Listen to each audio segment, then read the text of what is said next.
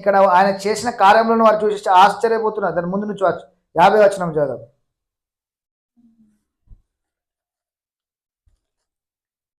వీరిని అగ్ని గుండములో పడవేయుదురు, అక్కడ ఏడుపును పండ్లు కొరుకుంటూ ఉండును.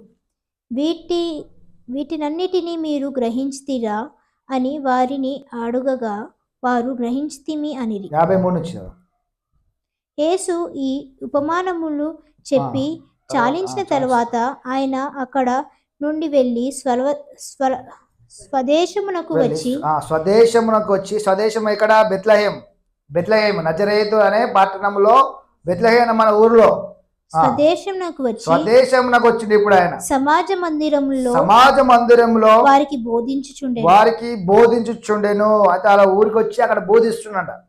అందువలన వారు ఆశ్చర్యపడి వారు ఏం చేసినట్ట, ఆశ్చర్యపడ్డారంట.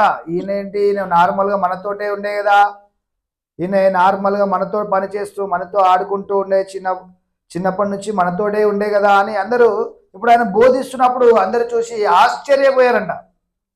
ఈ జ్ఞానమును ఈ అద్భుతములను ఇతనికి ఎక్కడి నుండి వచ్చినని ఎక్కడ నుండి వచ్చినవని, ఇతడు వడ్లవాని కుమారుడు కాడా, ఇతడి తల్లి పేరు మరియ కాదా, యాకోబు యేసేపు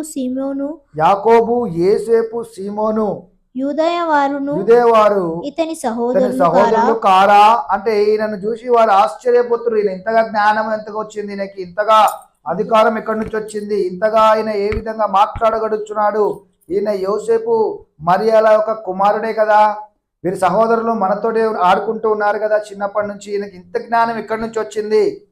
56 అందరు ఆశ్చర్యపోతున్నారు. ఇతని సహోదరం మనలందరూ మనతోనే ఉన్నారు కదా, ఇతనికి ఈ కార్యములన్నీ ఆయన చేస్తున్న అద్భుత కార్యములు, ఆశ్చర్య కార్యములు, ఈయన మనలాగానే మనిషి రూపంలోనే వచ్చాడు కదా, మరి ఈయనకు ఎందుకు ఇంత అభిషేకం, ఇంతగా ఏ కార్యాలు చేస్తున్నాడు, ఏంటి ఈ కార్యాలన్నీ ఎక్కడ నుండి వచ్చానని, ఇతనికి ఈ కార్యములు ఎక్కడి నుండి వచ్చినని చెప్పుకొని ఆయన విషయమై అభ్యంతరపడరే.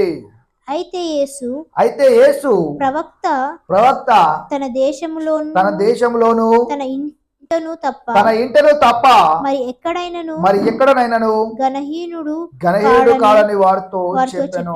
వారి అవిశ్వాసమును బట్టి ఆయన అక్కడ అనేకమైన అద్భుతములు చేయలేదంట. అంటే వారు ఏమనుకోరు అంటే యేసు ప్రభువుని చూసి